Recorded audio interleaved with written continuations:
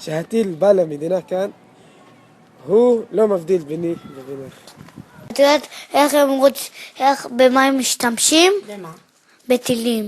הטיל בא מחוץ, לא מבדיל בין ערבי ויהודי. נכון. כשהיה זקה הייתי בלחץ. לא, אין לי קשר לערבים מוסלמים. כן, בעצם היותו מוסלמי. למה? מה הוא שונה משאר בני האדם בעולם? הוא לא יהודי, לא יודעת. כן, יש לי קשר לכמה ערבים מוסלמים מהשכבה. יש אנשים שלא רוצים את החברה הערבית בארץ ישראל. בגלל שיש את המלחמה עם עזה וזה, אז הם חושבים שאנחנו קשורים לדברים האלה והם כן, מתקרבים. והם חושבים שאנחנו גם חלק מעזה וכל אלה, שרוצים מלחמות ושטח. כן, כל הערבים רעים כאן.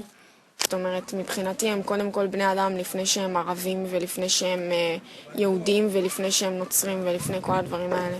כי בסך הכל כולנו אנשים, כולנו בני אדם, ולא צריך להתייחס בגזענות לדתות אחרים. יצאתי עם ערבי מוסלמי כמעט שנה. יש פער גדול בתרבויות, אני יכולה להגיד מניסיון. זה פשוט נורא שונה במנטליות, בהתנהלות, בדרך חיים, במסורות. החברה היה מאוד קשה לקבל את זה שאני יוצאת עם ערבי מוסלמי, בעיקר כי הוא לא יהודי ובגלל שאיכשהו ברגע שיוצאים עם בן אדם שהוא ערבי מוסלמי, איכשהו כל הסכסוך הישראלי-פלסטיני נכנס לכם לקשר ופשוט צריך להתמודד עם זה. חתונה לא, זה תרבות שלנו ולא. אבל יש אנשים מתחתנים יהודיות ואת לא? אני, בבנות, לא. אם היית יוצאת עם מישהו יהודי, איך ההורים שלך היו מגיבים? לא מכירים אותי כבת שלהם. בגלל שהערבים רצו להרוג אותנו. מי אלה הערבים? הם רעים מאוד. רוצים לקחת לנו את ארץ ישראל. בגלל שהם רוצים את המדינה שלנו כי יש לנו מדינה יפה, להם יש מכוערת. איך זה להיות ערבייה בתוך מדינת ישראל? קשה. למה?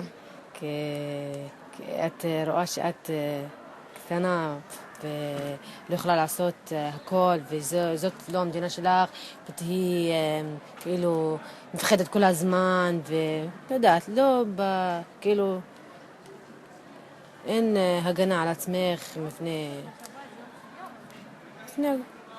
יהודים. הם לא יכולים לגור ביחד, יש בינינו פערים גדולים מדי, וכל אחד צריך את המקום שלו. מדינה אחת לשתי עמים, או שתי מדינות לשתי עמים? שתי מדינות לשתי עמים, או המשפחה שלי לא עלתה מהשואה כדי שנתחלק במדינה שלנו. מה לדעתך יביא את השלום? שום דבר.